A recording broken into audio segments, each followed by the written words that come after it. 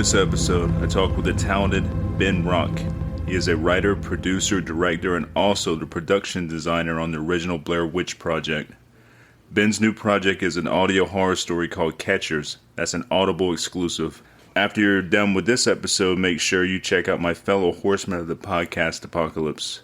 Everything Went Black podcast, Into the Necrosphere, the Necromaniacs podcast, Iblis Manifestations, Show Stomper podcast, and also the Soul Knocks podcast. Thanks so much and hope you enjoy. All right, Ben, thanks for being on the podcast. Yeah, thank you for having me. Very excited. How's your day been going so far? I flew in from Hawaii last night and I woke up and it's a much longer story. My wife broke her leg in Hawaii and I realized we didn't have anything for our 4-year-old son who was still asleep to eat breakfast. So I had to scramble and run to the store. So that's some unnecessary personal information of my morning for you. But that's my day so far. Yikes. Well, hopefully she gets better soon and stuff. And sorry for your crazy adventure there. Well, we'll remember it. That's for sure. Yeah, that's true. Yeah, my morning's been very uneventful, but catching up on the series Evil that's on Paramount. I don't know if you've watched that before. I want to watch it. I haven't started it. There's so much awesome television to watch, and I haven't seen that one show.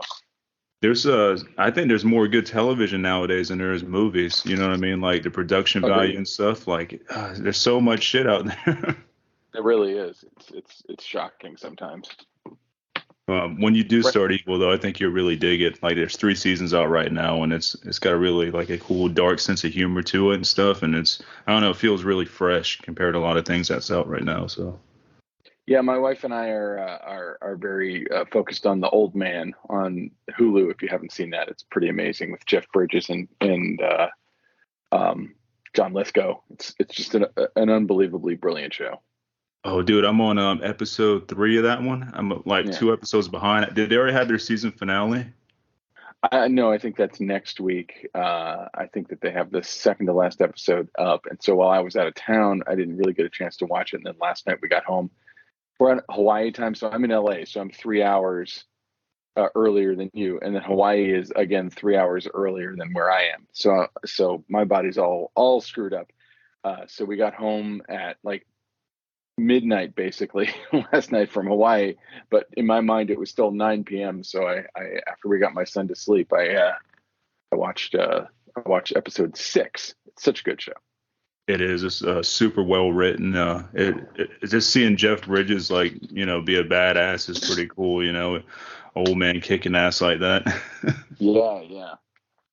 It's him and Lithgow, man. They're just both unbelievably brilliant actors to watch. They're just fun to watch, both of them.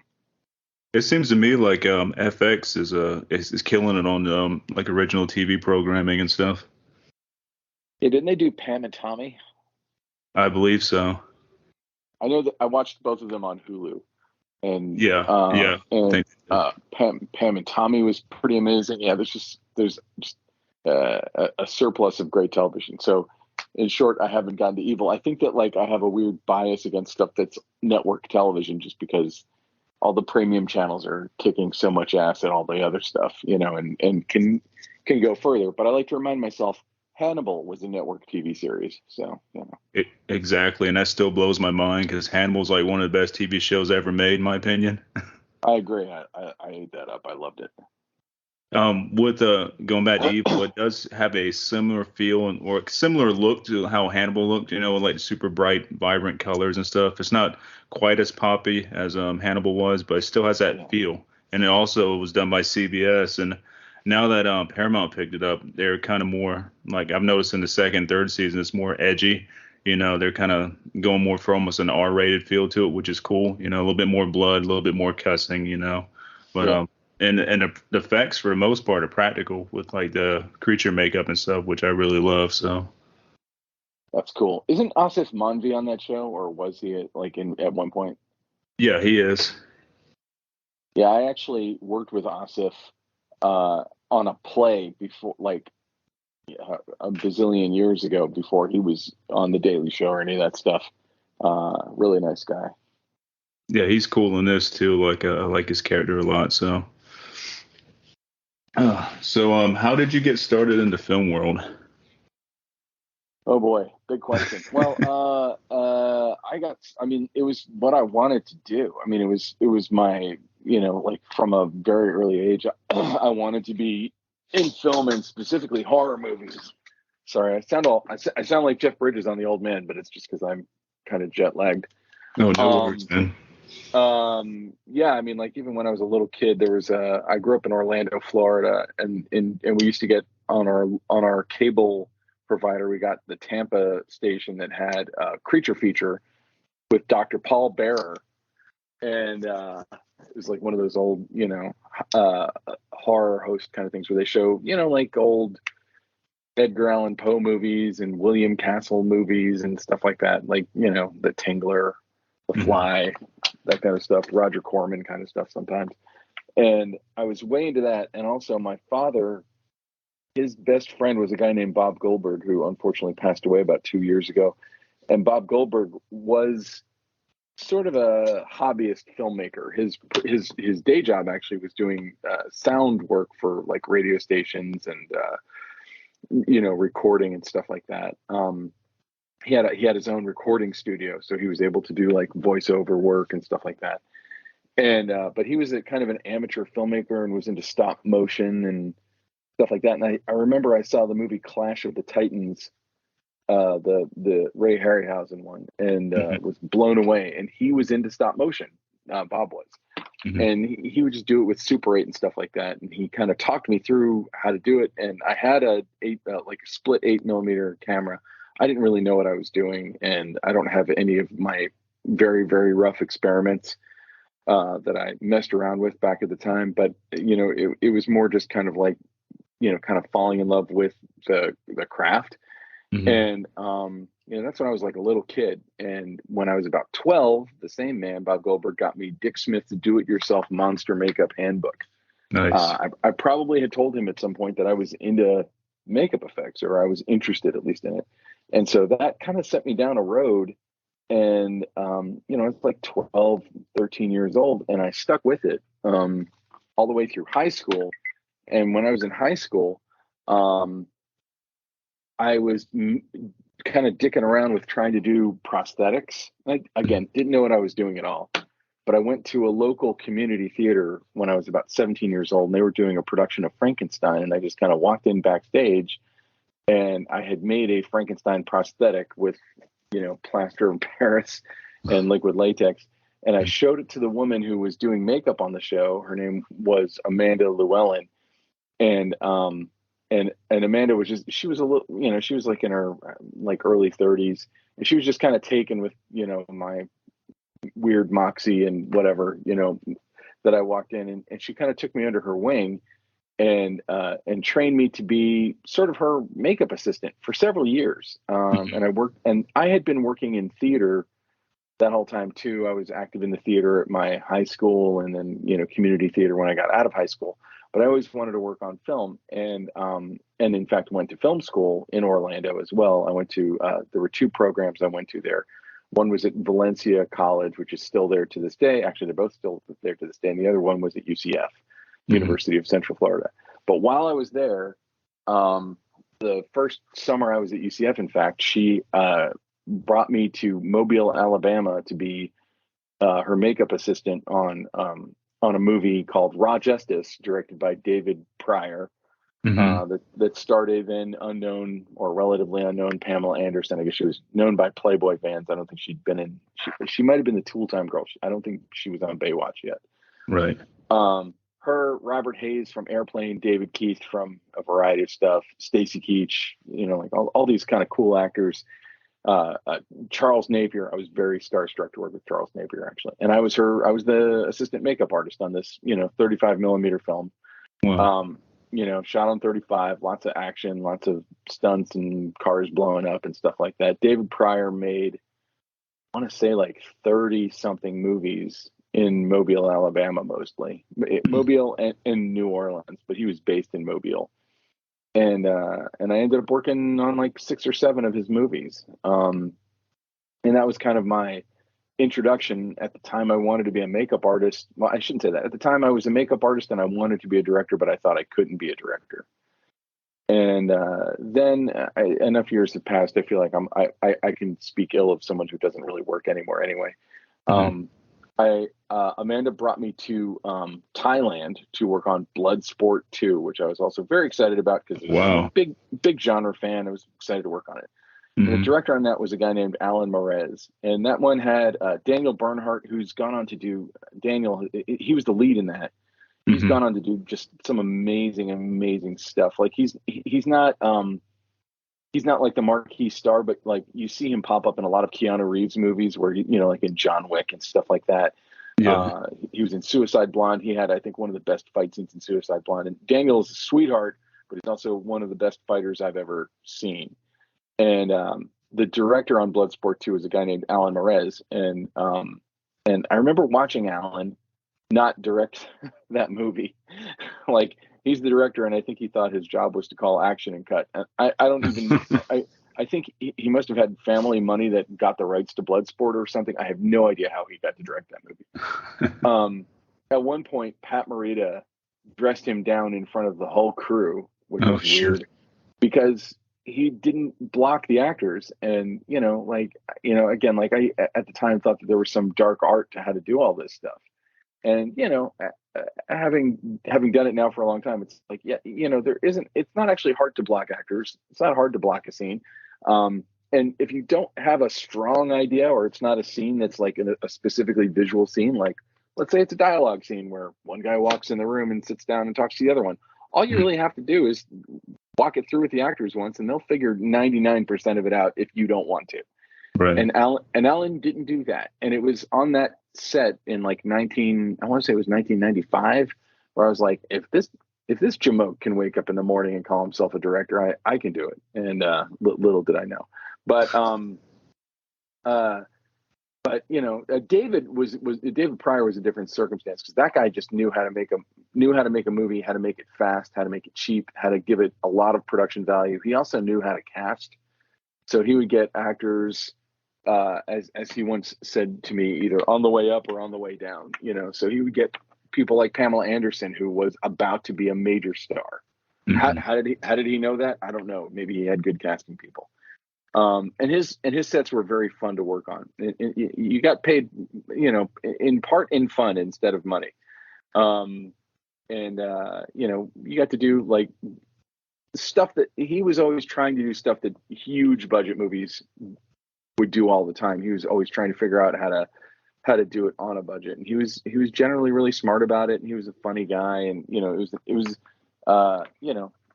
a kind of film school to kind of get to work on a bunch of his movies. And then I worked on stuff like that, Bloodsport 2, where I worked on I was the only makeup artist on a movie. It was, I think, Catherine Keener's first leading role. Hmm. Um, a movie that was released as Heroine of Hell, which makes it sound like a horror movie, but it is not. It's an art film, and it Hmm. was directed by the late great Nietzsche Keane, who she did the Juniper Tree with Bjork right before that. Oh, She cool. was, yeah. So I don't feel like Heroine of Hell turned out to be a great film, but it was a good experience.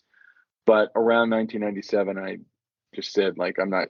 I was like, I just realized I didn't want to do makeup anymore. And a very very old friend of mine, I was talking to her about it, and I was like, man, I'm like 27 years old, and think all the time that I wasted. And she's like, well, imagine if you did it for your whole career and then decided you didn't like it. Like, how much worse would that be?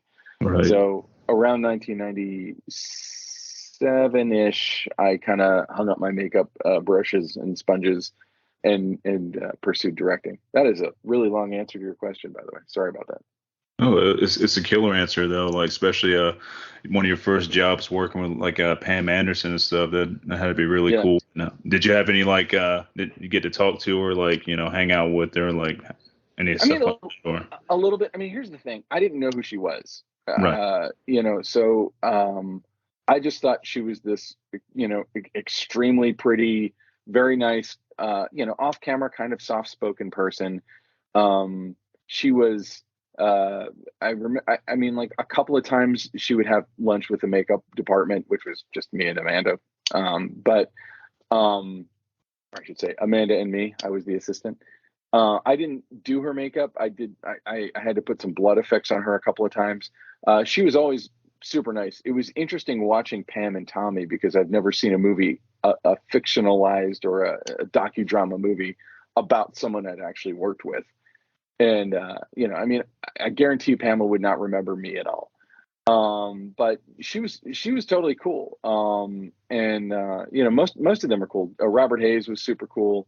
Stacy Keach kind of came and left really quickly. He was only there for like a day, so he didn't really socialize with us very much. But Pamela was there for the whole shoot, and a giant part of it. She's one of the three leads, and I mean, it was my first real movie. My first real, and you could argue it wasn't exactly a real movie. It was made for the straight to VHS market in the early '90s.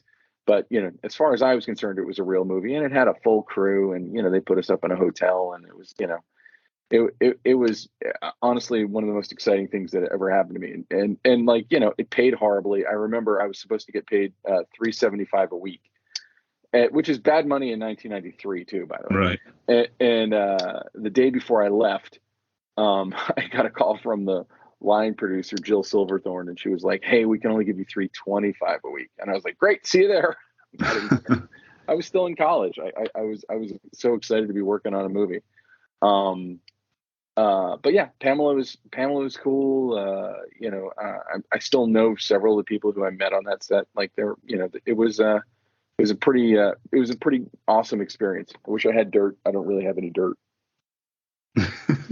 I think that film there would make a good Joe Bob episode. I know Joe Bob's doing mostly the horror stuff now with The Last Drive-In, but I would love to hear Joe Bob's thought on this film. He did David Pryor's first movie, Sledgehammer, on there, and it was interesting to hear him talk about David. David passed away in I want to say it was 2015. He was kind of young to have passed away as well. But I'm still friends with his brother Ted. And Ted was the lead. He was either the lead or the first AD in most of David's movies, and also he was one of the producers. And he was the lead in probably David's best known cult movie, which is called Deadly Prey, which unfortunately I did not work on. I would have loved to have worked on that, but yeah, I think I was in high school or middle school when they made that. But yeah. So David is definitely on Joe Bob's radar for sure. That's killer, man. I've been taking a deep dive into a whole bunch of like direct to video 90s stuff, just reliving my childhood, I guess. Like there's so much shit out there you thought you already watched, but like you go hunting for stuff like I've never seen this. So if you ever see Bloodsport 2, as I'm running down the director, I should prop up the two people who I think are responsible for that movie being pretty watchable, which are Jacques Heitkin, the cinematographer, and Philip Tan, the fight choreographer. And Philip is a fucking legend. I mean, honestly, in his own way, so is Jacques. Like Philip worked with Spielberg and stuff like that. Like he'd done a lot of big stuff, and he choreographed some just outrageous fights. I mean, part of the fun of that movie, of making that movie, was watching those fighters do those fights. They were just intricately choreographed. And Daniel, who was, I don't know, he was probably still in his late 20s at the time. Like, just in not, I mean, honestly, he's still just as good as he was then today, but it was just like watching a great artist do that work. And then Jacques, the cinematographer, like they'd be like, "Hey, we need to do a dining room scene, but we don't have a restaurant. We lost the restaurant." So he's like, "Okay, well, we're all staying at this hotel." This is in Thailand, by the way. Right. I don't know if I missed that detail, but we're all in fucking Thailand. And he got the ballroom from the hotel that we were all staying in, and with a little bit of art direction and some really clever cinematography, makes a restaurant out of it. And I feel like Jacques probably really deserved directing credit on that. And Jacques, it should be noted, shot a bunch of Wes Craven movies, including the original Nightmare on Elm Street, which I kept talking to him about. I think I was annoying to him, but I was so excited to be working with a guy who shot Nightmare on Elm Street. Holy crap!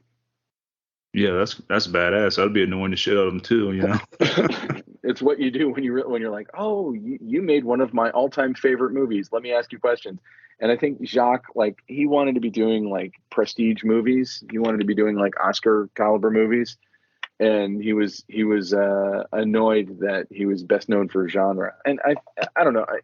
In the genre world, you find a mix of that. Some people wish that they were out of genre, and some people don't. And Jacques told me at the time too that Wes Craven wasn't crazy about horror movies, and that he wanted to do prestige movies. Around that time, he did, or maybe a little bit after that, he did Music from the Heart with Meryl Streep.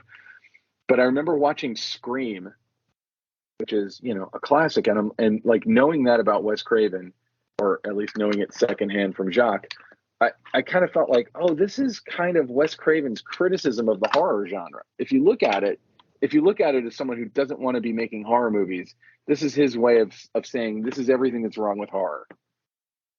Yeah, I can totally see that. Yeah. Yeah. And in so doing that, kind of reinventing it. You know, I mean, it's just what the man was built for. He was so good at it. Yeah, I mean, he was one of the best ever, you know. Agreed 100%. Yeah, it was a sad day when he died. Like, but you know, unfortunately, the older we get, the more, you know, the folks we look up to are gonna like pass on, and it sucks so bad. You know, like, I know.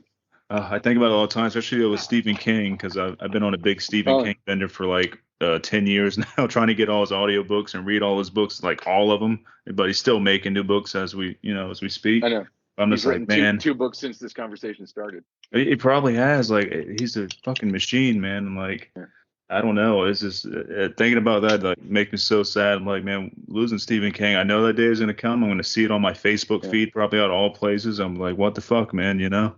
Yeah, Clive Barker too. Clive Barker. Oh. I saw a screening years ago of the director's cut of Nightbreed that he was there for, and he was. I mean, he's still alive, so maybe he's not doing well at that time. But he seemed like he was not in great health. No, from what I've heard, like a couple years ago, more than a couple years ago now, he had an incident at a dentist. It was getting some teeth work done, and something happened. He went into septic shock, and then from there, like it went into something else. And if I'm not mistaken, he was in a coma for a little bit, and he hasn't been the same since. But he was on the Mick Garris postmortem podcast. What was it, this year? I think it was earlier this year. And he's doing a lot better. Yeah, he's doing interviews again for the most part, you know, here and there. And I've heard he's been making some appearances here and there. So, I know he did an appearance. A friend of mine went and saw him speak at Outfest last week. So. Oh, nice. He's one of my favorite authors, man. Like Clive Barker and Stephen King are untouchable. Agreed. Also, I think Barker and Mick Garris are working on something top secret, but I don't know when that's coming out. But I'm thinking pretty soon or sooner than later, because they've been talking about that since last year. So I'm looking forward to that. I mean, freaking Mick Garris and Clive Barker, that doesn't get any better, you know? That's pretty sweet. Yeah, I do listen to his podcast, but I missed that one. I need to go back and find it. It's one of the best podcast episodes I've ever listened to. Like, I already look up to Mick Garris, and just hearing him with Clive Barker and stuff, it was a heavy one. It was so good. I was listening to it at work and like, holy shit, that's gonna be a hard one to top for anybody. Yeah. Yeah. So tell me about being a production designer on the Blair Witch Project, man. That's fucking killer.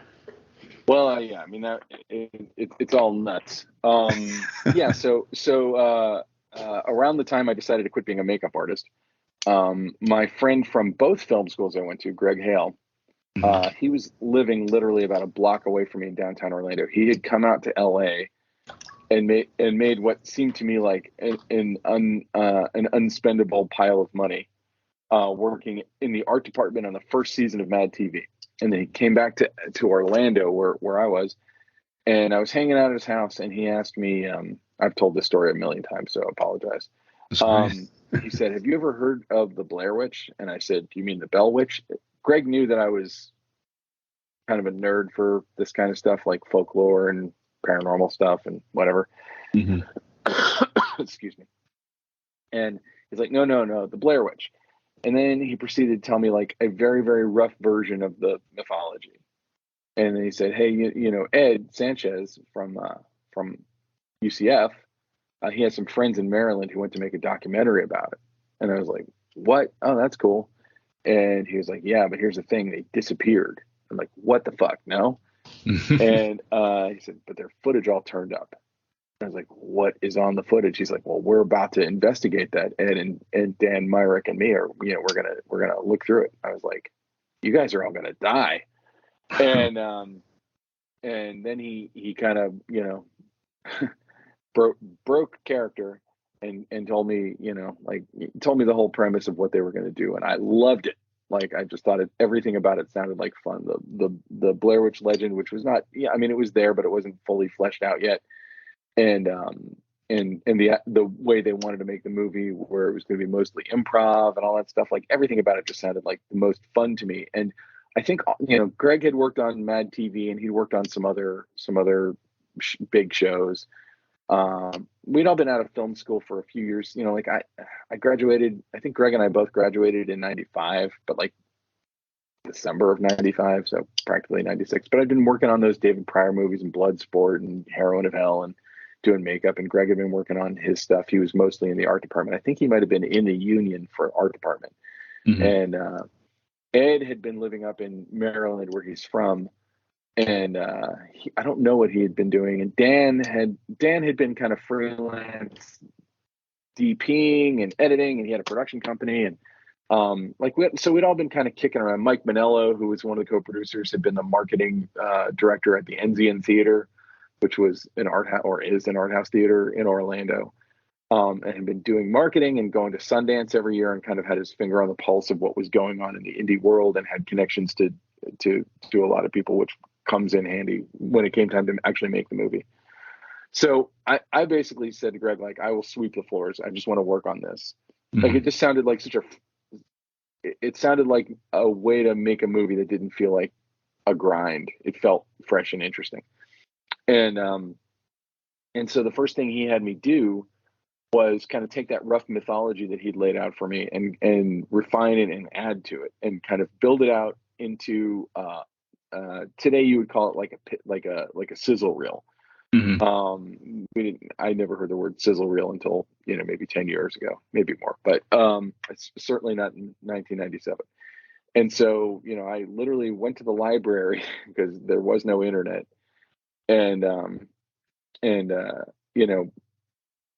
got pictures and scanned photos and did research and kind of wrote out, named all the characters in the mythology, kind of fleshed it all way out, like made it much bigger than it was and more specific, and wrote, I would say today, I overwrote this pitch tape that they took the images that I had gathered, and they brought in someone to do voiceover, and they made this tape that was sort of the more elaborate, slicker version of what Greg had said to me at his house. Mm-hmm. And they were showing it around town, trying to get interest, trying to raise some money.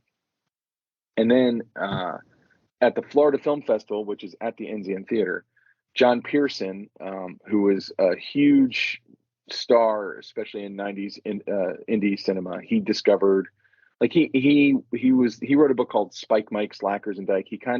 Slackers and Dykes. He sort of discovered Michael Moore and Richard Linklater and Kevin Smith and all these people, and he was a producer's rep at the time. Mm-hmm. And he had a show on, I think it was IFC, it might have been Bravo, called Split Screen, which was all about indie filmmaking. And he was going to do a piece at the Florida Film Festival, and Mike Manello, who is the marketing director, very cannily maneuvered Dan Myrick to be his cameraman for that week. Mm-hmm. So John Pearson comes out, Dan's his cameraman, they're hanging out, they get to know each other, and at the end of the thing, Dan says, "Hey, I'm working on this movie. Can I give you this VHS tape and watch it and let me know what you think?" And he says, "Sure, no problem."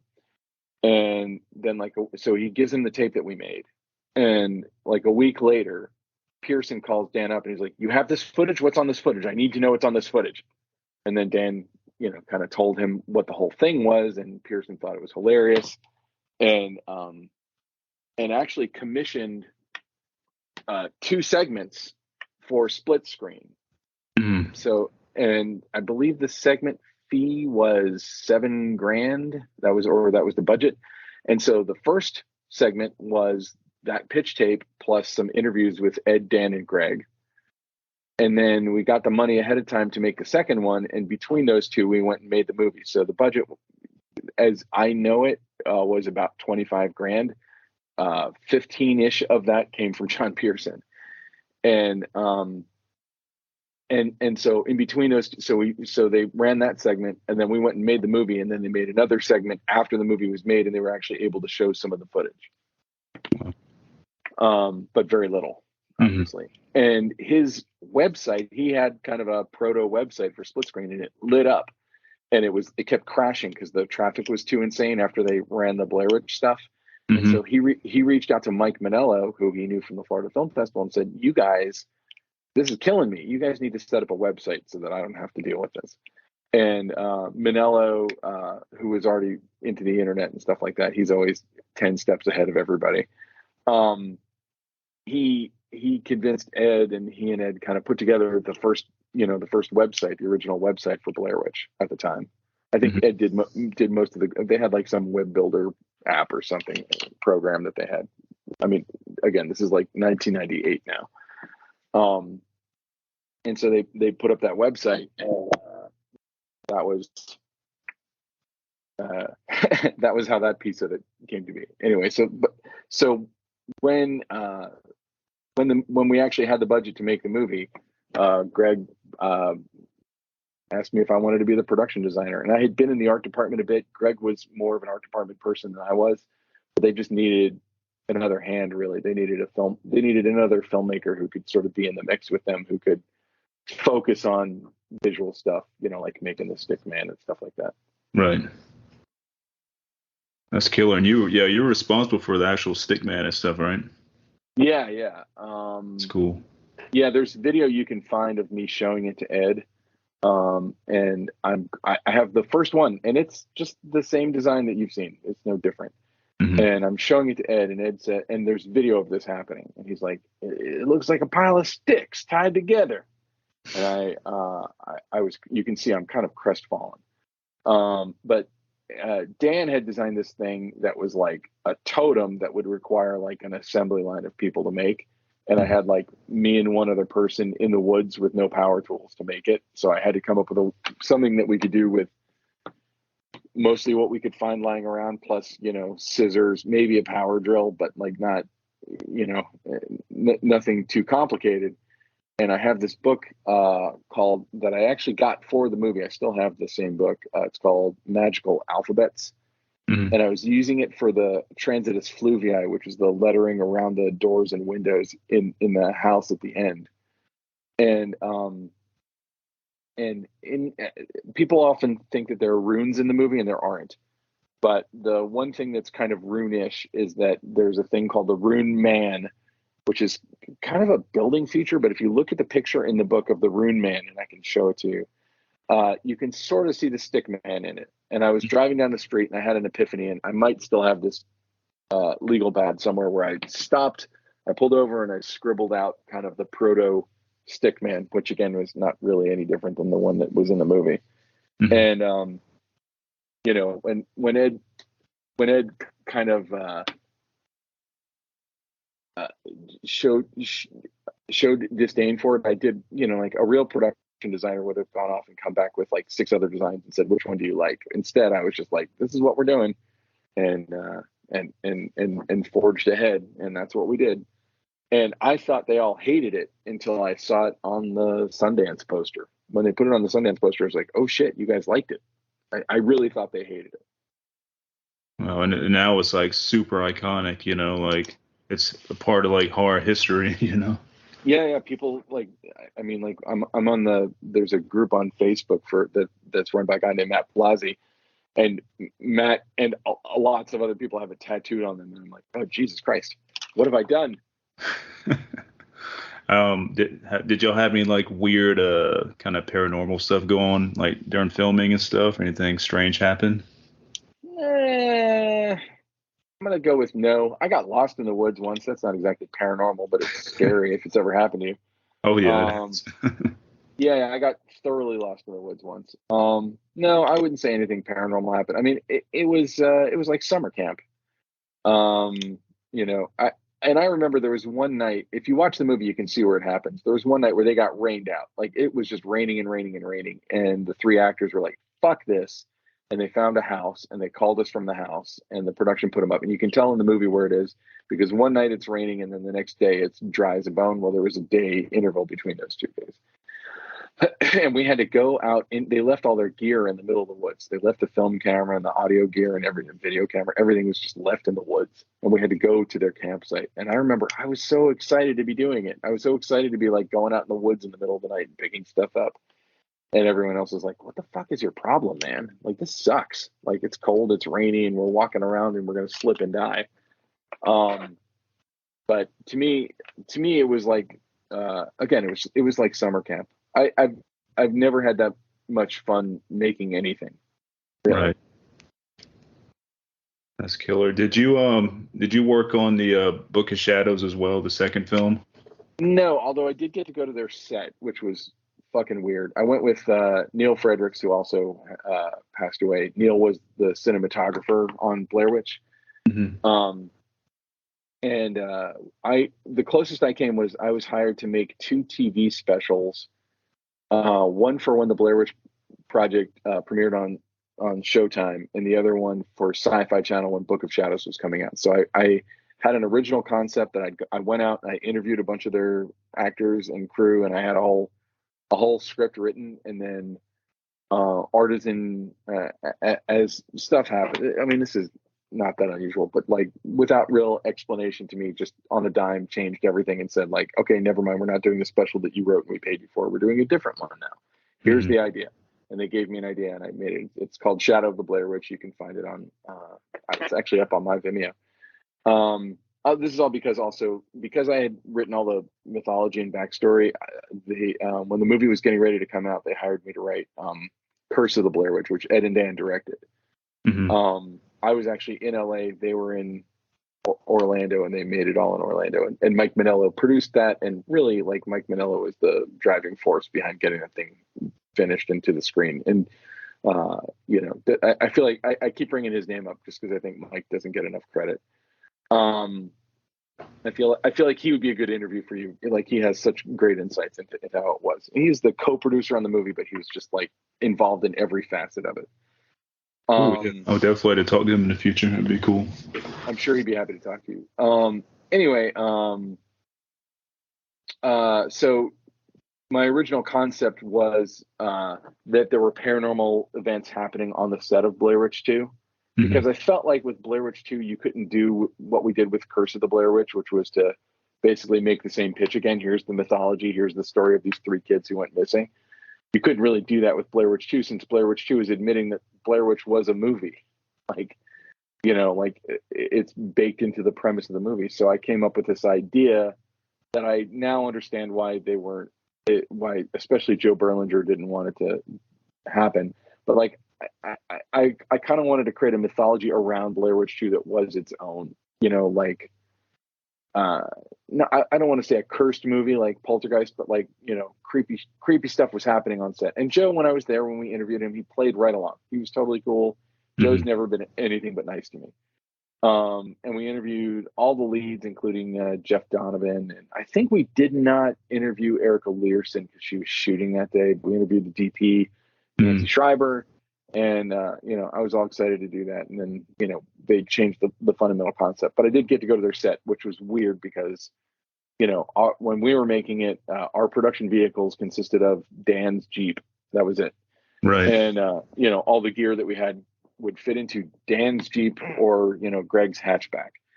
And then there I am on the set of Blair Witch 2, and it's like, it was a $20 million movie. So they had like a small city of RVs out there. It was kind of nuts. Yeah, I didn't realize the second film cost that much. I know it was that one came out like 1999 or maybe 2000. The Book of Shadows. The first one, the original one came out in 99. Book of Shadows came out like a year and 3 months later. And I feel like that was when I talk to people about its failure, and we could debate its artistic merits. But like, that movie was written between the months of like January and maybe early March. Hmm. 2000, and it was in theaters in October. They were in such a huge hurry to make that movie. If they had, I feel like if they had done everything they did, and even Joe had made the same concept he made, but took 6 months to write the script and then allowed it to come out the following year, it would have been a different story. But it was written in such haste, and I feel like it just makes it. I'm not saying that movies can't be written in haste and still be good. I've heard the legend that Nightmare on Elm Street 3 was written over a weekend. I don't really believe it. I believe I can believe that it was outlined over a weekend, Hmm. or maybe like some parts of it were written. I don't know if there's enough time in 48 hours to write a 90-page script, but I just feel like the deck was kind of stacked against anyone who's stepping up to make a movie. And I'm sure that Joe Berlinger did what every director does when they're in a situation that makes no sense and sounds like total horse crap, is like, well, I'll make it work. I'll figure it out. Right. And he had a great team around him. He had a lot going for him. I just feel like the script it was almost impossible for the script to really be there. And I feel like Artisan was kind of cynically using his indie cred from making the Paradise Lost movies, Hmm. to try and angle for like, hey, look, we're an indie. This is an indie film, and it's like, no, it's not an indie film. You're making it like a studio film. But I honestly can't complain too much because I got to make 2 TV specials. It was the first thing I'd ever directed professionally, was the Burkittsville 7, and then Shadow of the Blair Witch, like almost immediately afterwards. And they were hard experiences for me just because of my inexperience. I had been in LA for less than a year when that happened. Hmm. But I look back very fondly on them both. No, the coolest thing I remember about Book of Shadows is the special edition VHS that came out, where it had all like the crazy like Easter eggs in there that you had to fast forward to or like pause at a certain time to see these Yeah, certain things. I thought that was cool as shit. The Secret of S. Revere. I think Yeah, yeah, it yeah. was all reverse stuff. Yeah, I mean it's got a lot of cool ideas, and I think that was a marketing thing that was. I don't know if she came up with it, but the head of marketing at Artisan was a really smart, amazing woman named Emerette Jones, and I think that was her brainchild, or kind of came together. And it's really hard to make to gamify a movie that also has to work as a movie, and I think that on that level that did work. I agree. Yeah, that was like the coolest part of me. And I still have that VHS somewhere with a Oh, lot of cool. dust on it, hiding somewhere, but I do have it. I have a few of those myself. Did you have anything to do with the 2016 release, the Adam Wingard one, or No, I mean I rooted for it. I'm an Adam Wingard fan, but no, I me wasn't I too? wasn't consulted on it. I knew about it, but I was asked to keep it. I wasn't even NDA'd. I was just asked to not talk about it. I'm like, all right, Hey. so I didn't talk about it. I found out about it, actually said something about it on social media before Mhm. anyone asked me not to talk about it. And then one of the people from the original movie was like, hey, I had to sign an NDA, and if they see that you're talking about this, it might get me in trouble. Even though I didn't tell you, they might think I did. So could you delete that post? And I did. Although even at that time, it was before it was revealed that The Woods was Blair Witch 3, I guess.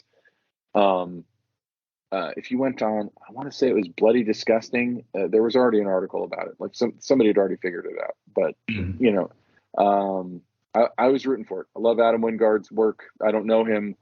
I know Simon OK on Facebook. I don't think I've ever met him in person. But you could not have grown a better director in a laboratory to make that movie than Adam Wingard. Yeah, I think he did a killer job. I think it was a successful, like, kind of almost like a readaptation of like the original almost. You know Yeah. what I mean? That's what it kind of felt like to me. It definitely was But a step away from Book of Shadows. yeah, it kind of needed to be a reboot. I mean, no one's asking me to make one, but if someone were to ask me to make one, I would say, like, ditch the found footage. Just don't make it a found footage movie. Like, when before Joe Berlinger made Book of Shadows, we had talked about doing it. Like, Ed and Dan and the whole Haxon team. I wasn't officially a part of Haxon, but I worked with them a lot. Hmm. And the idea that Ed and Dan wanted to do was kind of a historical, like sort of the origin story of the witch legend, like colonial era. Like I think they brought up Barry Lyndon, the Kubrick movie, as a visual reference. And at the time, I feel like the idea that horror could be artsy in any way was kind of anathema to the people in power, or at least the people who own the rights to that movie. But Mm-hmm. I feel like it's less like this now. But I have found in my travels that a lot of people think of horror as a debased genre that's made for demented 15-year-old boys who want to Mm-hmm. look at boobs and see gore.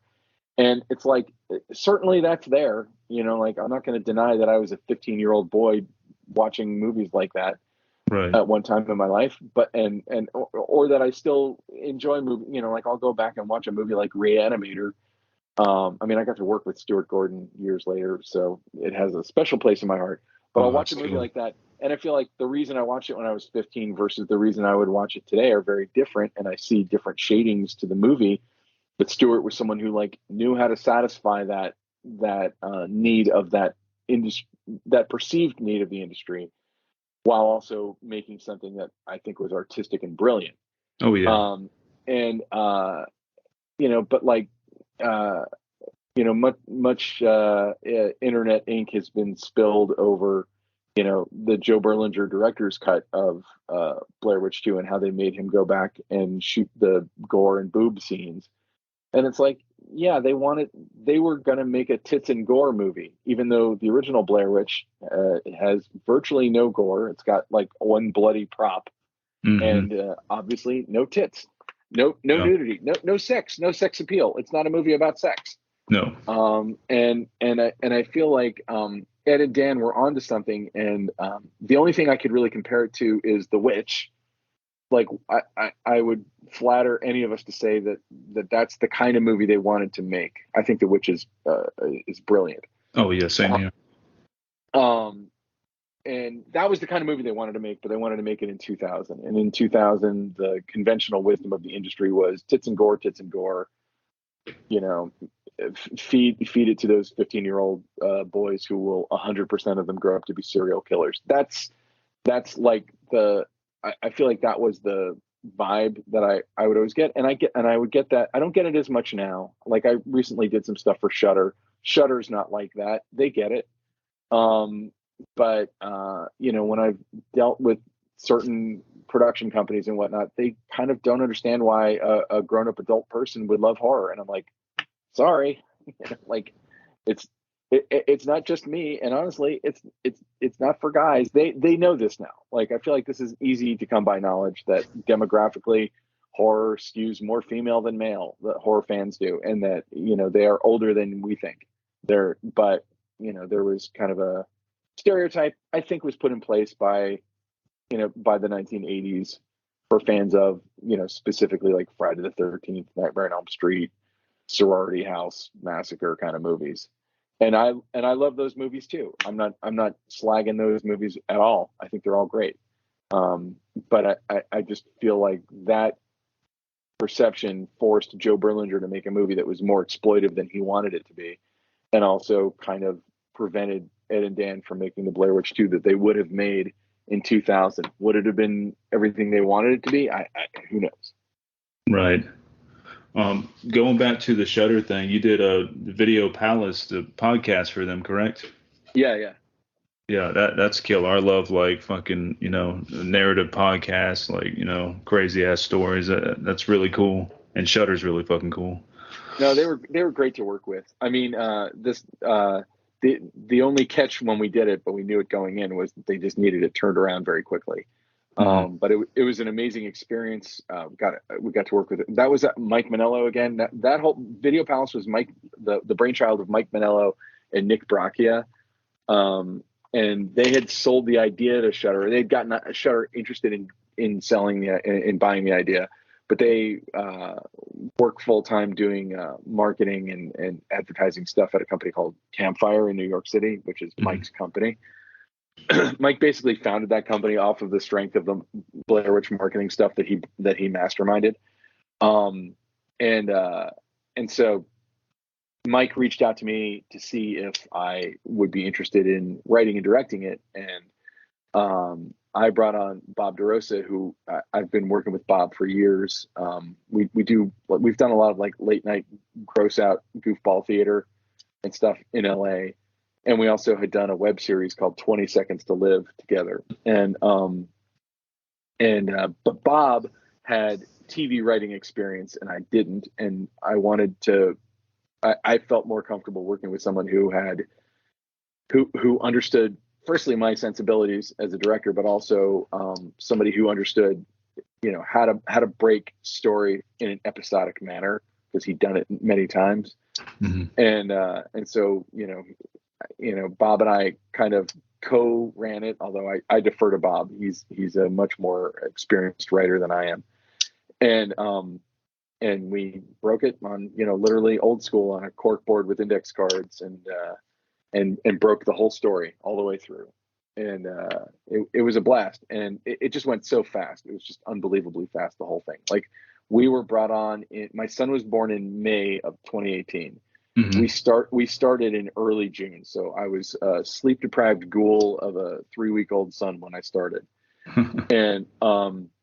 And so we started in early June. We turned in the final thing at the very beginning of September. So in that period of time, we wrote it, cast it, recorded it, and edited, posted, sound design, music composed, delivered, address notes, delivered. And it was one of the fastest turnarounds. But I got to work with just an amazing cast. I was so excited to work with Chase Williamson. I love Chase's work, and he's such a great guy to work with. And Devin Seidel, who I actually knew from theater. So she played Tamra. She's the other lead. And Larry Cedar, who plays Randy Wayne. Just a great cast. That's killer. And that was, I think they released that during Halloween time, like October, I believe. They did. And we didn't know that while we were making it, by the way. We knew that we were under a huge rush, but, I've been in that circumstance where I'm making something and it's rush. And then you deliver it to the network, and then they sit on it for 9 months. That's happened to me more than once. And I actually did a web series for the movie The Ruins, and it was like that, rush. And then, like, while we were making it, they delayed the movie's release by 6 months. So once we finished making this web series, they just like sat on it forever. I don't even know if you can find it anymore. So we didn't know while we were making it that they were going to put it out in October. We just knew that they wanted it in early September. Mm-hmm. And, they had it for, I don't know, 2 or 3 weeks before it started going out. It was crazy. I remember seeing a lot of like stuff for it, like we're hearing a bunch of ads for it, like, with all the different horror sites I go to and some of the other podcasts I was listening to at the time. Like, it did really well, Yeah, no, it was a really fulfilling experience, honestly, and it was a lot of fun. I had never done an audio project, although I've done a lot of audio editing, and I feel like I know how to think in audio. I'm not a practiced old hat at it, but I know how to do it. And Mike Manello and I, for probably 2 or 3 years before that, were kicking around the idea of like, hey, let's just make a horror fiction podcast. Let's make a thing. Let's just do it, because it doesn't need to cost that much. And this was sort of like the perfect storm for us, because we've been talking about it for so long, and I'm podcast obsessive and have been since whenever it was the podcast first showed up on the iTunes store, which I think is like 2006. I started listening to podcasts, and like, barely have listened to terrestrial or satellite radio since. Like, I'm just like podcast, like I listen to too many podcasts. and I love them. And, it's one of my favorite ways to get information. And I talked to Mike about like, what if we did a fictional one, and using techniques that we knew from the Blair Witch days. And we totally did that, by the way. Like, on Curse of the Blair Witch, instead of like writing, and this carried through Curse of the Blair Witch, Shadow of the Blair Witch. I did a TV special for FX for Hellboy, the first Hellboy when it came out. Same thing. When it's called the BPRD Declassified. whenever we're interviewing someone, when someone is just an interview, that's the whole character. I write up a bio, and we use it for the auditions, and then we use it for the actual interview session. It's like a 2 or 3 page bio, and we basically say, elaborate on this. I'm going to interview you as you with this information. This is just the information for you to have. This is not a script. Mm-hmm. And Joel McCrary, who plays oh crap, I've just lost his name, Jacob Manders in Video Palace. He's worked with me on a bunch of things, and he's done this before. So he was, he'd been in that world before. I create 2-3 page document. Here it is. And then, come in, tell me your name. Okay. So tell me about when you worked at the Video Palace, and, Kelly Holden Bashar, for instance, just unspools her story. And I encourage them to add their own details to it, because it doesn't matter. Not only does it not matter, it's actually better if their details stray a little bit from the page. And when I'm writing the bios, if I'm writing 2 people who are in the same place, I sort of write their point of view or their opinion or what they saw differently intentionally. Mm-hmm. So that, because if you and I were, at a grocery store and we saw it get robbed, but I was in the produce section and you were in the meat section, we would have different stories. Right. So when you're dealing with something like in the case of Video Palace, where you're dealing with the eyeless man kind of manifests a little differently to everybody. So everyone who describes the eyeless man has a different description of him or a different story about him.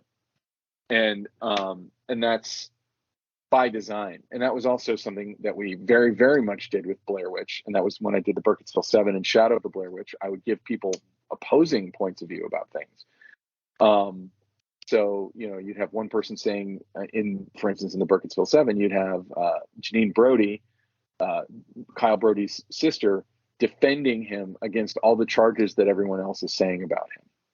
Mm-hmm. And so in her bio, I probably have it somewhere still on a hard drive, but on her bio, it's like, you're tired of your brother being attacked, and he's been dead a long time now, and it's not cool to do what people are doing, and anyone who attacks your brother is a monster.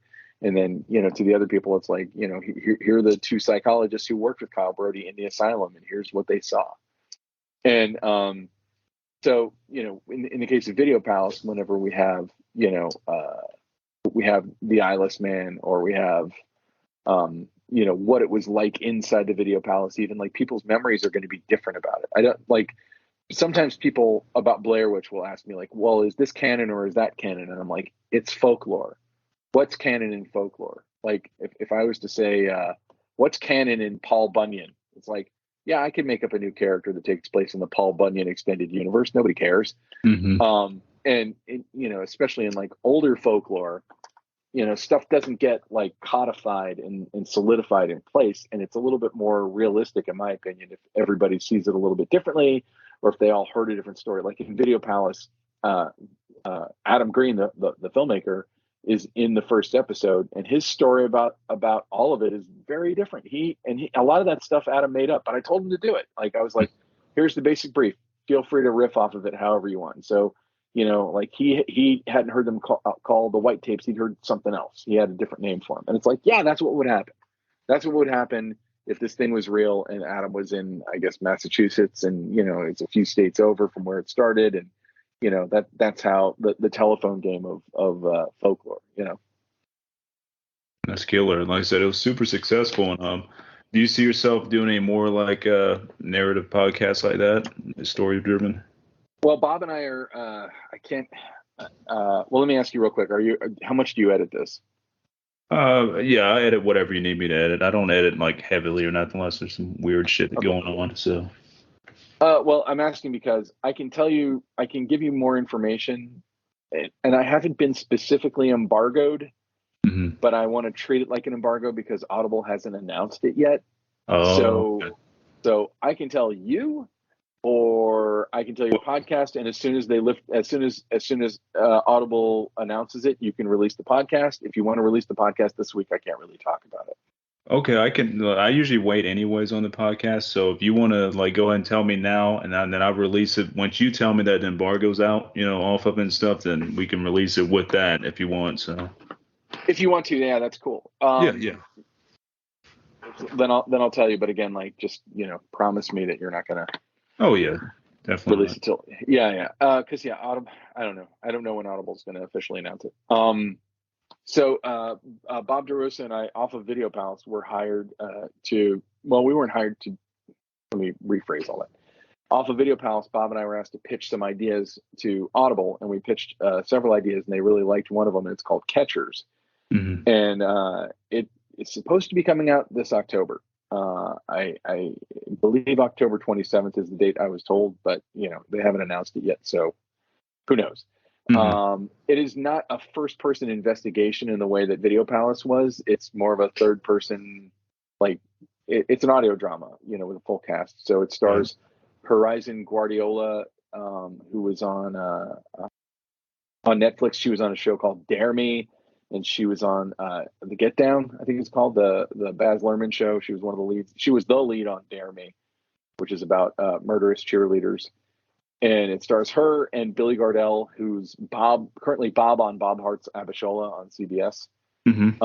as two small town dog catchers. It's basically her training day. She's there to replace him, and they're called out to a small farm to deal with some animals that were attacked. And it turns out that it wasn't coyotes or whatever, bobcats. It's a horrible monster that turns out to be horrible monsters. And they have to fight to save themselves and everyone around them throughout the night. And it's really, I mean, I'm really excited. The whole thing is we finished recording it several months ago. We're we're fine tuning the mixes now. It sounds, the cast is great. Sounds really great. Steve Moore of Zombie did the score for us. Oh, badass. Yeah, I was very excited to get to work with Steve. He's great. And yeah. I mean, it's a big step. I don't want to say a step up, because I don't want to. Video Palace was a huge step up for me because I'd never done audio. This is just Hmm. a very different way to explore the audio production, but it's also, probably the way that's been done the most historically. So it's not like you can't find resources. And it was also something we did during the pandemic. I say like the pandemic's over, but at a time where we couldn't have multiple actors in the same room. Right. So that created its own, we a lot of Zoom sessions. That's killer, man. That's something to look forward to, man. I love audio dramas, especially horrorcore. So that'd be really Yeah, cool. it'll be released on Audible, so it'll be on their platform. So I'll let you know. And, feel free to stay in touch with me and ask about it. And then I can't really say more than this, but Bob and I are in talks to write another audio project right now. So, but it's so unofficial at this moment that I can't really say what it is. Understandable. Another thing I want to talk to you about is I didn't realize till I was doing research that you did your first feature film was Alien Raiders. I'm not Oh mistaken. yeah, yeah. Dude, I loved that movie when I first saw it. It like came out of left field too. Like, Oh, the special thanks. effects is what really got me with that one. Like super gnarly and like, oh, this is cool as hell. So I thought that was cool. Oh, thank you. Yeah, that, and well, and I have Dan Myrick, co-director of Blair Witch, to thank for that. He was the executive producer. He had formed a company out here in LA called Raw Feed with Tony Krantz and John Scheiben, and they made 3 movies in like 2005 or 2006, Mm. and for Warner Brothers. So it was for Warner Home Video, and then in 2007, Warner asked for another 3, and Dan gave me my directorial feature debut with Alien Raiders back then. Yeah, it was that was an insane experience because all those movies had to be shot in 15 days. So Wow. every one of those raw feed movies was just made like outrageous. They almost did it like TV. So they had like one crew. The director got to bring on their cinematographer and their first AD, and those people got to bring on their teams. But like production design, wardrobe, props, all that stuff, production was all this, producers was all the same crew from movie to movie to movie, and they would do 3 of them in a row. And Alien Raiders was the last one they did, and it was also our last day of shooting was the day before Christmas Eve. So like there was no way to go over one day. If we went over one day, the budget overage would have been insane because they would have had to hold that location over for the next year because no one's going to work the week of Christmas. Mm-hmm. So, everyone's out of town. So we had to finish, had to finish. But yeah, it was a crazy experience. Got to work again with some great actors. Joel McCrary, who's in Video Palace, he's in that. Bonita Friederichi, who was in Video Palace and is also in Catchers. Mm-hmm. That's where I met her. She's in that. A lot of my good friends and old contacts are in there. And also, at the time, 24 was one of the coolest shows on TV, and Carlos Bernard was was Tony Almeida, and I could not have been more excited to work with Carlos. Like, I just loved working with Carlos. He was great. Matthew St. Patrick, who was on 6 Feet Under, he was great. Rockman Dunbar from Prison Break, he was awesome. Courtney Ford, who was on Dexter and True Blood, she was amazing. Like, we really had a great cast on that. Yeah, I recommend anyone listening to that. Will listen to this episode here to check out Alien Raiders, man. I think it's a cool hidden gem. I don't know where I haven't seen it streaming anywhere for a while. Yeah, I think I rented it on DVD. So it was on for a while. It was on Vudu. I don't know if it's still there. Like, you could stream it with commercials, I think, for free. I don't know if it's on Tubi. The funny thing is, I don't know what's up with all. So there are 6 raw feed titles. So it's like Sublime, Otis, Believers, Rest Stop 2, and Alien Raiders. I think that's all of them. mm-hmm. And none of them are streaming anywhere. It was on Showtime. They were all on Showtime for a bit of time. But I don't pretend to know the legalities of that or why. It's a small library, but it's a library. Six features. Rest Stop and Rest Stop 2 were both pretty big hits, I think. Yeah, they definitely were. And I think Alien Raiders actually did decently for them. The thing is, like, when we were making Alien Raiders, the economy tanked. Maybe a month or two before we started shooting was when Lehman Brothers crashed, and then we went into a humongous recession, right? And right around then also was like the rise of piracy, Pirate Bay, and BitTorrent and all that stuff. Mm-hmm. And when you look at what the very same industry of kind of the lower budget genre stuff is today. Like, today, you'll be streaming on Shudder. You might be streaming on Amazon Prime or Netflix or whatever. Like, you'll see movies. Like, our budget was $2.25 million. You see movies of that budget level streaming on those platforms left and right. Physical media was about to die, and as it was made for physical media, and the entire business model for physical media was, in my opinion, or packaged media, I guess they call it, was a little goofy. Right. The business model was put movies nobody's ever heard of in Target and Walmart and charge $20 for them. And when the economy tanks, no one's going to spend $20 for a movie they've never heard of. So like, all the home video stuff died. And then, this is not an uncommon story, but like, my movie came out in America in January 2009. But it was released in Japan about a month earlier. And so mm-hmm. I had the trailer on and it still is, on my personal YouTube. And like, I was super excited. I had like 5,000 views. Like, I was out there pushing, right? And then one day, apropos of nothing, it doubled. And I was like, what just happened? And what had happened was, it got released in Japan. Somebody ripped it, stuck it up on Pirate Bay or whatever. And they were referring to my YouTube page for the trailer, and it just kept doubling every day. And I actually called the Warner Brothers people, and I'm like, this is happening. There's nothing we can do about it. Mm-hmm. Like, really? Nothing you can do about it. And there's a lot of filmmakers, I think, who got lost in that shuffle, or certainly whose careers got dinged. I remember talking once to Dave Parker about this, and it's like, we both had Warner Brothers movies that came out the same year, and that was, as I recall, I don't mean to speak for Dave, I feel like his story was similar, if I recall correctly. But because he did The Hills Run Red, which is an awesome film. Oh yeah, totally. But it came out, made by Warner, came out around the same time. So like, we don't get to keep making these movies because we're handsome. We get to keep making these movies because they make money for somebody.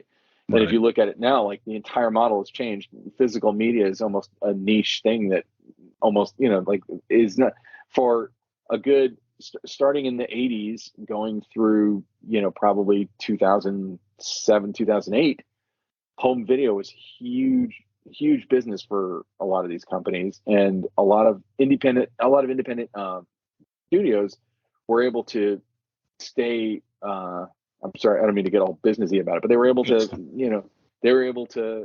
to release more niche stuff because they would make their money back on home video. So a lot of times, a movie would come out with a limited theatrical release. It was really, they knew they weren't going to make their money back theatrically, but they knew that they would, quadruple their awareness when it came out on home video and make more sales there if they did a theatrical run. So the theatrical run was almost a marketing ploy for the home video release. But now, now it's all streaming. And although I'm sure there's a way to pirate a streaming thing, there's no reason to almost, it's like, like you're not going to pirate individual movies off of Amazon Prime, even if I'm sure somebody's doing it. I've never been on any of those sites. I, with some shame, admit to being excited about Napster in the early Napster days, but I've never pirated a movie. And by the way, like when Napster came out, I'm like, if they would charge me, I would be happy to pay for this service of I pay money and I get all the music I want. And today I do that. Which is, not always great for the artists, and creates, for filmmakers, creates a black box. Like if you have your movie on Netflix, you don't know how many people saw it. You don't, the residual structure and all that stuff, which is what we use to make a living in this business. Because you don't get to work every day. It's not that every day is a fucking vacation. It's that you're hustling all the time and you're hoping that you get to work again. So, when Netflix is kind of opaque about residuals, it just changes the way that you have to do your business. It changes how much you have to charge for your work. But, I'm glad that echelon of movies has made a comeback, that there's a lot. It seems like there's a lot of those movies. And I feel like Shudder, Arrow Video, Shout Factory, like those places are very responsible. But Shudder's probably the one that is most responsible at the moment, because they buy and release so many cool genre movies. And, I think it's, I'm not just saying this because I work for them, because I haven't worked for them for a few years, but like, they're an amazing service. And probably when I turn on my TV, it's the first one I go to every time. Oh yeah, definitely for me. I've been with Shutter since, getting Shutter service since the beginning, and I've referred so many damn people to Shutter. And then another one too, like you said, Arrow. The Arrow player is really damn good. I love Arrow. Arrow and Shutter are my favorites out of all the streaming channels. Yeah, Arrow is like, what I like about Arrow is like, it's not that Shutter is afraid to go weird, but Arrow goes real weird. Yeah, and I love that. Yeah. Yeah. Like they gave Brian Lanano his own, like they had him curate a bunch of things. There was like the Brian Lanano collection, and Brian Lanano, like he made one of the funniest, darkest, and most disgusting short films I've ever seen, Gwilliam. And he's the nicest guy too. But it was like, whoa, Arrow Video gives Brian Lanano his own, like, yeah, I mean, good for both of them. I'm not, it was just like, that's something Shudder would not do.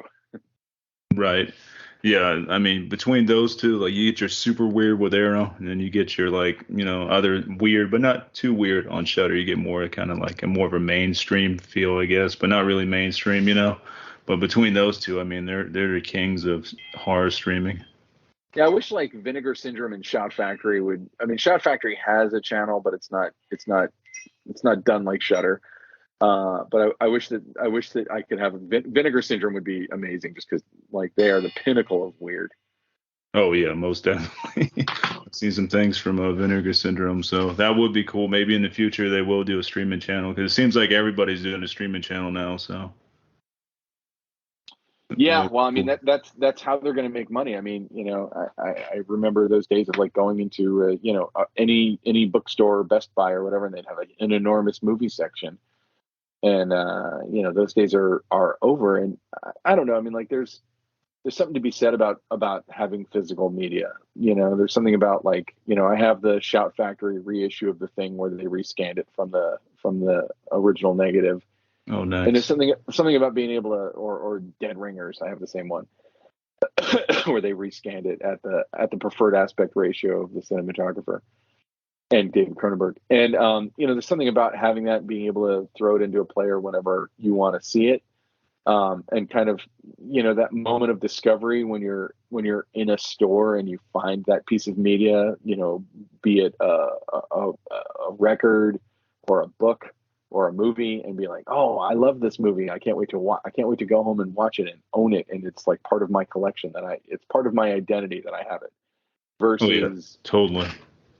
like on Shudder, for instance, I was watching Poltergeist 3 weeks ago, Hmm. and it was late, and I fell asleep, and I paused it, and I was like, I'll come back to it tomorrow. Well, it wasn't tomorrow; it was maybe like 4 or 5 days later, and it wasn't on the service anymore. And it's like, okay. I mean, I think I actually own a DVD on Poltergeist, so I'm just a lazy asshole who won't take it out of the package and put it in my player.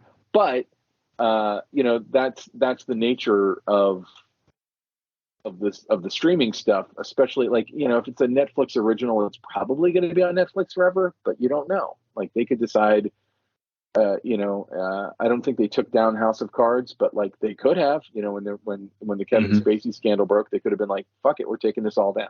Right. They could have done that. So you kind of never know when you don't have control over whether or not the media is still going to be there for you when you want it. Like John Carpenter's Prince of Darkness, I think is on Shudder now. It was Hmm. on Shudder like 3 or 4 years ago, and it's one of my favorite John Carpenter movies. And I went to watch it one day, and it was gone. Why? Well, like it probably costs a chunk of change to license that movie. So I don't know how much it costs. It's from 1987, so I don't imagine that it's like crazy expensive, but also costs something, and it's out of their budget, or who knows what their contract terms are and stuff like that. You don't have to deal with that if you own the piece of media, but I fear that, like, in years to come, that will just be the most arcane idea you'll just be. I mean, this is something we go into in Video Palace, right? Right. Writing Video Palace, I watched a documentary that I believe is all on YouTube, and the filmmaker put it all on YouTube. It was not pirated on YouTube. I want to say it's called Adjust Your Tracking. Hmm. And one of the guys who's in Video Palace is Eric Spudik, and I know Eric, but I saw him in that documentary, and I'm like, I gotta bring him in. But it was all about VHS collector culture, and you kind of go, okay, what kind of person collects VHS? And then you realize, and this actually brings me right back to where we started, frankly. Those movies that I worked on for David Pryor, most of them were only released on VHS. I think Raw Justice I know Raw Justice came out on DVD because I own it on DVD. It will never be released on Blu-ray. No one's Hmm. going to remaster. No one's No. going to remaster that. David's dead. It's never going to come back. But like, there are so many movies that were made, and it's like, we're made by the same fucking film crews that make anything else, made by these crews. We work in long days, putting in their all. Some of those actors went on to be huge actors. Some of those directors, cinematographers, etc., went on to do bigger stuff. But their work only exists on VHS, and will only ever exist on VHS. And VHS is going to degrade. It's not going to last forever. No. So after some years, I don't know how long a VHS tape lasts for, but probably not more than, I don't know, 30, 40 years at most.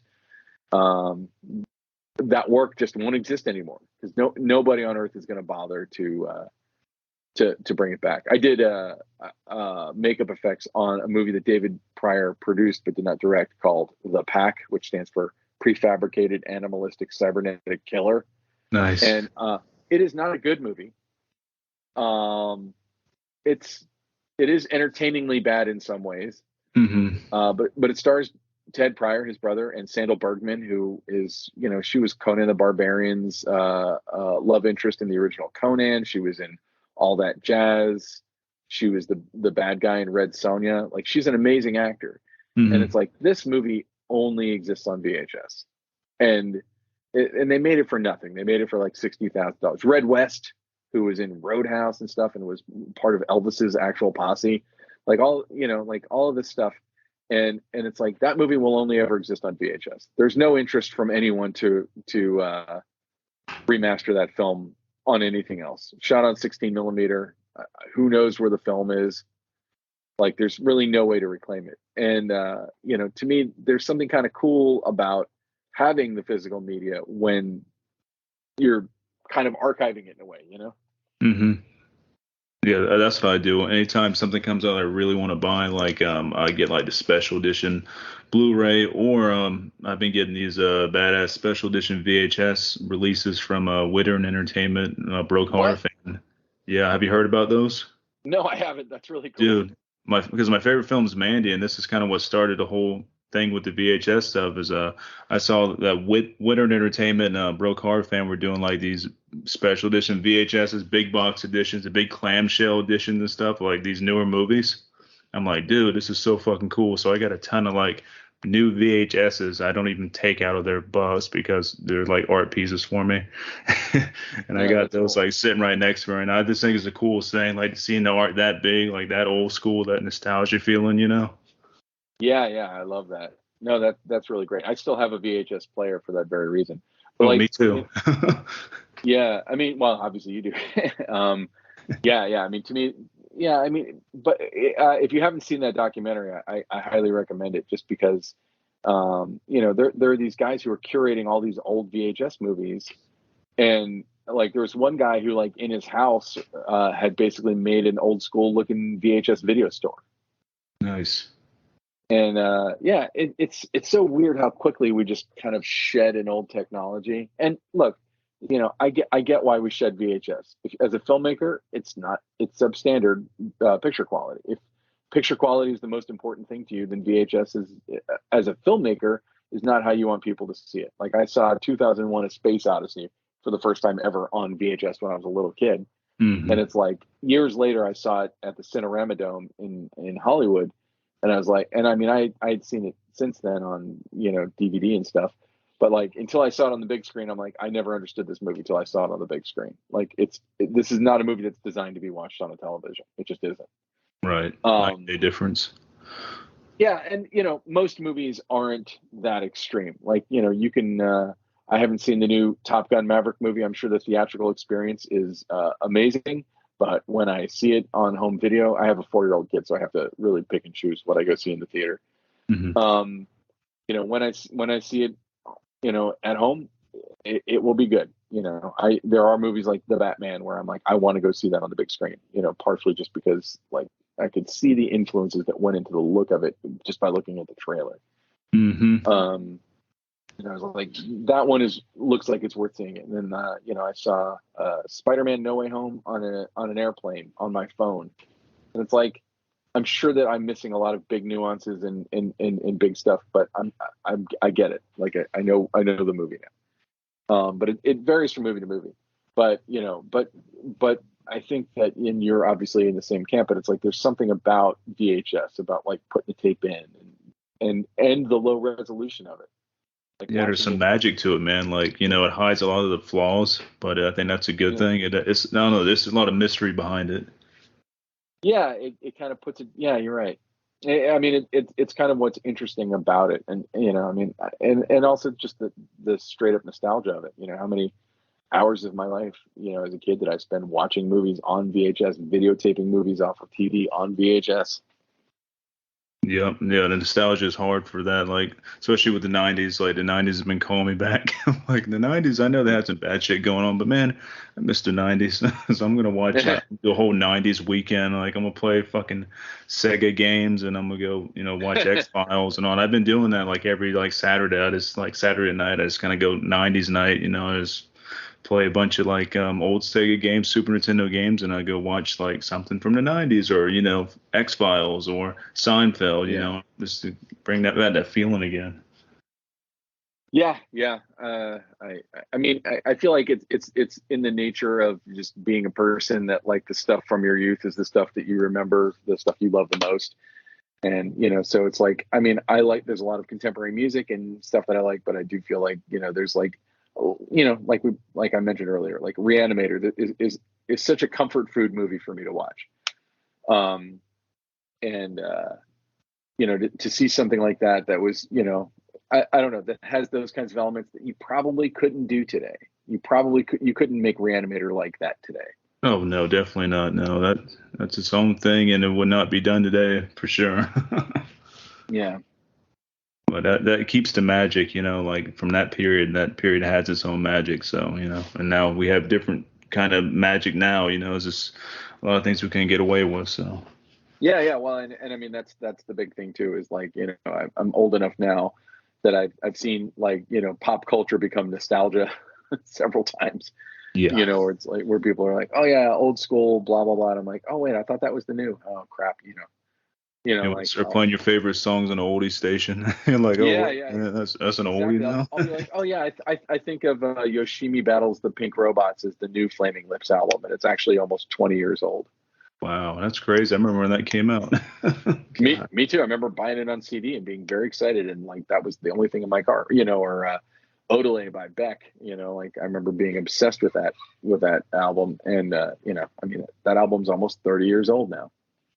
Wow, that's like Korn too. Like, those bands are all that's 30 years old. That came out like 1998, 1999, like the first Korn album and stuff, and like Yeah. all that's old and kind of retro-y, I guess. But it's weird, man. Time does fly.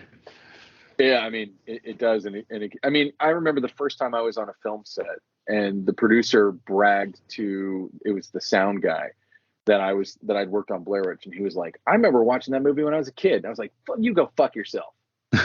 Um, I was like, I wasn't that old when we made it. I was like 26, and um, and now it's like you I can have a full conversation with a fully grown adult who was not alive when it came out. Somebody who was born the year it came out is now like 23. Yeah, it's And so wild. yeah, and and so I mean like it would be a little bit like Night of the Living Dead, which feels like it was just spit up whole by the earth as far as I'm concerned. That came out in 1968, so that was a few years before I was born. That's what somebody, when I was in my 20s, talking about Night of the Living Dead. That's what somebody talking about Blair Witch is like now in their early 20s. I briefly met George Romero a couple of times, and I was like utterly starstruck. And I'm not putting myself on the same level as Ed and Dan in terms of I did not direct Blair Witch at all. But like somebody who is a Blair Witch fan talking to me who was in their early 20s, that's how removed it is from their experience. Right. It's just crazy to think about. Like, like how's it been that long? Yeah. Nuts. Well, Ben, it's been great talking with you, man. It's been a fucking killer podcast episode. Oh, thanks. Yeah. Hopefully you'll like Catchers when it comes out. Oh, I'm looking forward to it. I'm gonna put it on my list. So, before I let you go, is like any way like to stay in contact with you for like my listeners, like your Twitter, Facebook, anything like that they can follow you on? I'm all over all of those things. The easiest way to find me is to go to my website, which is benrock.com. Pretty just the way it sounds, BenRock.com. All my social media stuff is on there. I'm at Neptune Salad on Twitter. I am Benjamin_Rock on Instagram because I guess I was asleep when I came up with my Instagram handle and I didn't think Instagram would catch on.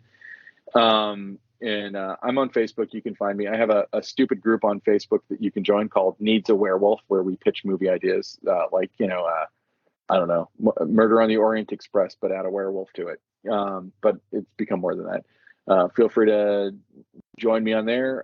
But yeah, follow me on Twitter, Instagram. I'm not on TikTok. I think I'm too old for TikTok. I don't know. Yes, same here. Not on that either. I'm just not interested in TikTok. I know people older than me on TikTok. It's just not my thing. Anyway, so yeah, but yeah, if you go to benrock.com, you can find even LinkedIn. Go on there and network with me for work or whatever. Killer, Ben. Well, I hope you have a great rest of your weekend, and we will talk again soon. All right, you too, man. Thank you for having me on. I really appreciate it. It was a lot of fun. My pleasure, and take care, Ben. You too. Bye.